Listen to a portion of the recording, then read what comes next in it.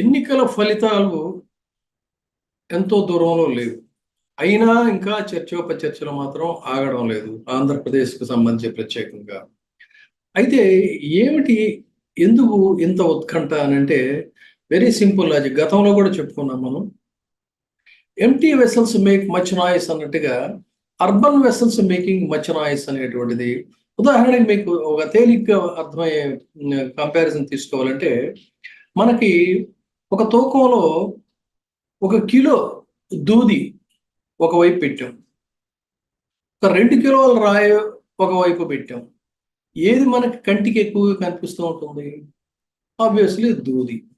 అదేవిధంగా కేవలం అర్బన్ ప్రాంతంలో 87 లక్షలు మాత్రమే ఉన్నటువంటి ఓటర్లలో కూటమి ప్రచారం చేస్తున్నట్టుగా, లేదా కూటమి ప్రచార మాధ్యమాలు గగ్గోలు పెడుతున్నట్టుగా అక్కడ వినిపిస్తుందన్నది, కనిపిస్తుంది. ఏమిటంటే ఈ హడావుడి 180% హడావుడి అంతా కూడా అర్బన్కి సంబంధించినటువంటి ఈ 87 లక్షల ఓటర్ల మధ్యలో ఉన్నటువంటి వాళ్ళు అటైనా ఇటైనా కూడా ఎటు ఎవరు మాట్లాడుతున్నారు, మాట్లాడకుండా మాట్లాడిన వాళ్ళ మాటలు పబ్లిక్కి వెళ్ళేటువంటి మాధ్యమాల అవకాశం లేనటువంటి వాళ్ళంతా కూడా ఎవరు అంటే సైలెంట్ ఓటర్స్, గ్రామీణ ఓటర్లు. గ్రామీణ ఓటర్లు చేసిన పని ఆ రోజున ఓటింగ్కి పెద్ద మొత్తంలో ఓటుకు పోటెత్తారు. 82.86% అధికారిక లెక్కల ప్రకారంగా ఓవరాల్గా ఆంధ్రప్రదేశ్ రాష్ట్రంలో ఓట్లు పోలైనటువంటి పరిస్థితి. అయితే ఈ మొత్తంగా చూసుకున్న గతంలో కూడా మనం పదే పదే డిస్కస్ చేసాం.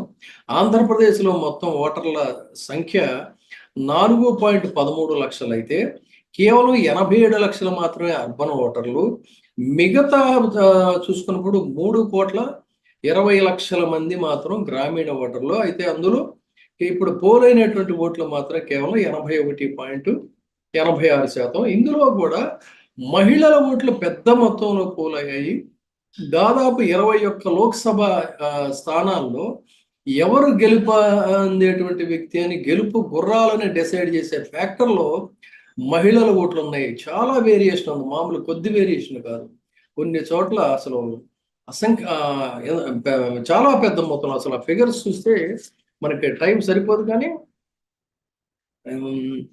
ఎక్కువగా నమోదైనటువంటి మహిళా ఓటర్లు ఎంత శాతం అంటే వేరియేషను 23,000, 47.230, 37.645. ఈ రకంగా 25,377, 26,993 ఇలా పెద్ద మొత్తంలో మహిళల ఓట్లు పోలేని పరిస్థితి. ఆ మహిళల ఓట్లన్నీ కూడా వైసీపీకి పడ్డాయి అనేటువంటిది అదొక లాజిక్ మళ్ళీ తెర మీదకి వస్తుంది. కాబట్టి ఆ డిస్కషన్ జోలికి ఇప్పుడు మనం వెళ్ళదలుచుకోలేదు. ఇప్పుడు కేవలం మనం ఏంటంటే జగన్మోహన్ రెడ్డి గారి నినాదం కన్ఫైన్ అవుదాం. ఆయన చెప్పింది ఏంటంటే, నా వల్ల బెనిఫిట్ అయినటువంటి వాళ్ళు బెనిఫిట్ అయ్యామంటేనే ఓటేయండి అనేది ఆయన చెప్పింది. కూటమి వాళ్ళు చెప్తుంది ఏంటంటే, క్వాలిటీ మందు లేనటువంటి వాళ్ళు ఓట్లు మావే అంటున్నారు, రోడ్లు బాగోలేదు అనేటువంటి వాళ్ళు ఓట్లు మావే, గవర్నమెంట్ ఎంప్లాయీస్ ఓట్లన్నీ కూడా మావే, అత్యంత నాగరికులు వాళ్ళ ఓట్లన్నీ కూడా మావే. ఇవి కదా వాళ్ళు చెప్తుంది. సార్ ఆ ఓట్లన్నీ కూడా వాళ్ళవే అనుకుందాం, అక్కడ మనం ఎక్కడో కూడా కాంట్రవర్సీ లేదు.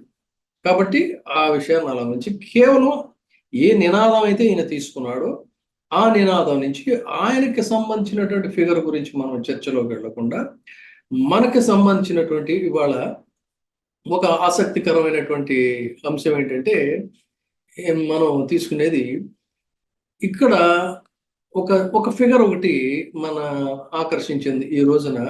అదే సీనియర్ మోస్ట్ ప్రొఫెసర్ అయినటువంటి ప్రొఫెసర్ దేవిరెడ్డి సుబ్రహ్మణ్య రెడ్డి గారు.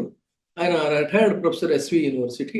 ఆయన ఒక అనాలిసిస్ చేశారు, దాన్ని మనం డిస్కస్ చేద్దాం. ఆయన చెప్పిన దాని ప్రకారం ఏంటన్నట్లయితే, బెనిఫిషియర్స్ ఎవరైతే ఉన్నారో ఆ బెనిఫిషియర్స్ నుంచి చాలా మందిని ఆయన వేరియస్ రీజన్స్ బెనిఫిట్ పొందినంత, కూటమి చెప్తుంది అదే కదా, బెనిఫిట్ పొందినంత మాత్రం ఓటు వేయాలనే ఉంది, అది మీ జేబులో డబ్బులు ఏమైనా తీసిస్తున్నారా, ఇలా కదా వాళ్ళు మాట్లాడుతుంది. అందుకని ఆ బాబత వాళ్ళందరినీ కూడా మ్యాక్సిమం ఆయన కట్ చేసి తీస్తే ఆయన చెప్పిన దాని ప్రకారంగా 55% నుంచి 65% మంది ఓటర్లు వైసీపీకి ఓటేస్తే 140 సీట్లు ఖాయంగా వస్తున్నాయి, అసెంబ్లీకి 22 వస్తున్నాయి అనేది ఆయన లాజిక్. దానికి 4 ఫ్యాక్టర్స్ ఆయన చెప్తున్నారు. ఏంటి ఈ 4 ఫ్యాక్టర్స్ అన్నట్లయితే, ఈ సామాజిక పెన్షన్లు తీసుకుందాం.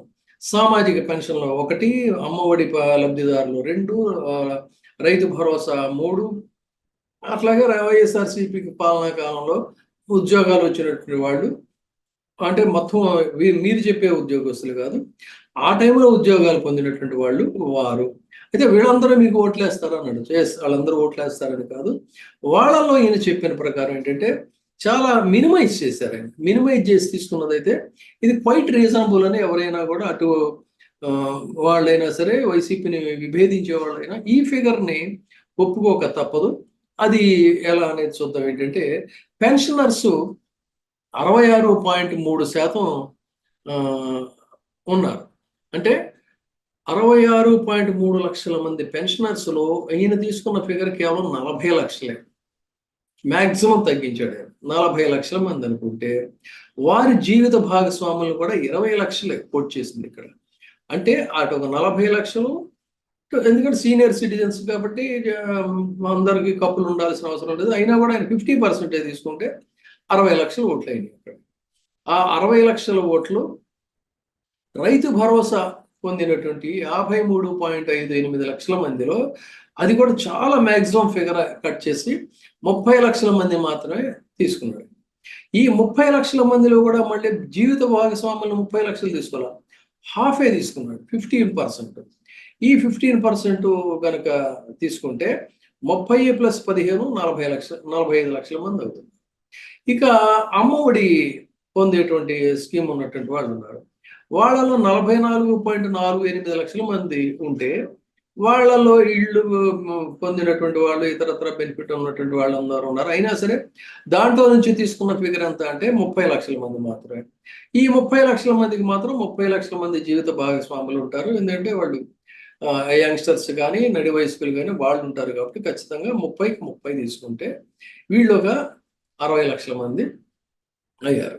సో ఆ విధంగా తర్వాత జగన్మోహన్ రెడ్డి గారి కాలంలో permanent employees, contract employees, out sourcing employees, గ్రామ సచివాలయానికి సంబంధించిన వాలంటీర్లు, వీళ్ళందరూ కూడా కలుపుకుంటే వీళ్ళలో కనీసం వీళ్ళు 6.48 లక్షల మంది అయితే, అది కూడా మొత్తం తీసుకోకుండా అందులో 5 లక్షల మందినే తీసుకుంది.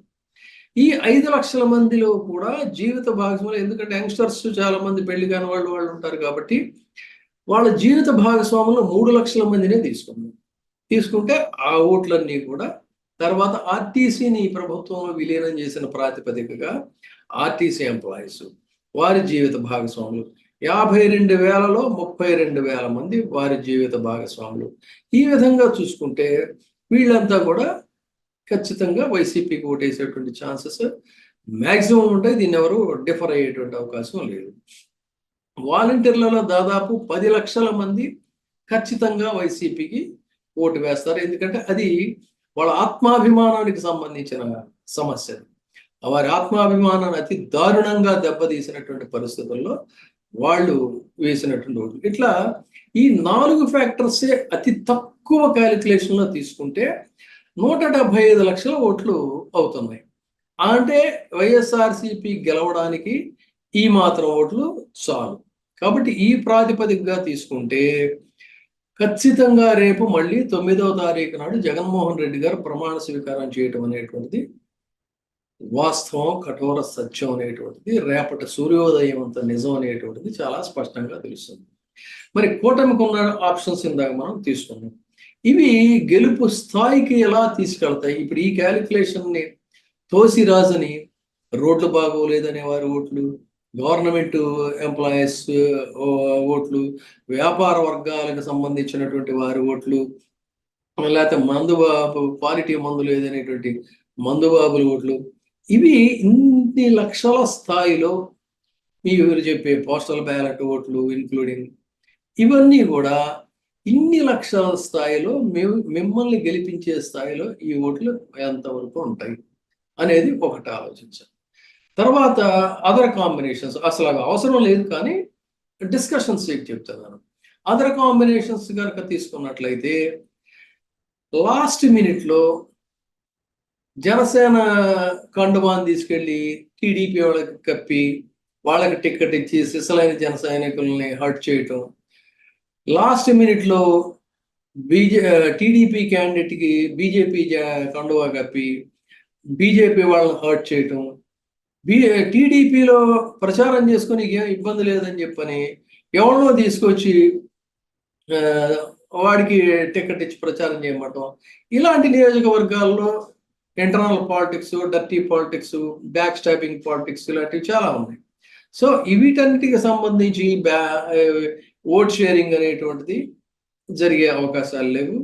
ఆ విధమైనటువంటి ఓట్లు కానీ, లేదు వైసీపీ మీద అభిమానంలో ఉంటారు, ఆ ఓట్లు కానీ, లేదు తీవ్రంగా ఈ కూటమి కాంబినేషన్స్ ని వ్యతిరేకించేటువంటి వాళ్ళు ఉంటారు. నిన్న మొన్నటి దాకా బహుశా వారు టీడీపీ అభిమానులుగా అయి ఉండొచ్చు. ఎప్పుడైతే మీరు బీజేపీతో కలిసారో తీవ్రంగా విభేదించేటువంటి ఫ్యాక్టర్స్ ఉన్నాయి, రీజన్స్ ఉన్నాయి. అటువంటి ఓట్లు అవన్నీ కూడా మనం ఇందులో క్యాలిక్యులేట్ చేయలేదు. చేయకుండానే ఇక్కడ గెలుపు అనేటువంటిది తథ్యంగా తెలుస్తోంది. కాబట్టి ఇది ఫైనల్ ఇది. కాబట్టి దీని మీద బుర్ర బద్దలు కొట్టుకోవడం అనేటువంటిది అనవసరం. ఖచ్చితంగా రేపు విజయ ఢంకా మోగిస్తోంది వైసీపీ అండంలో కించిత్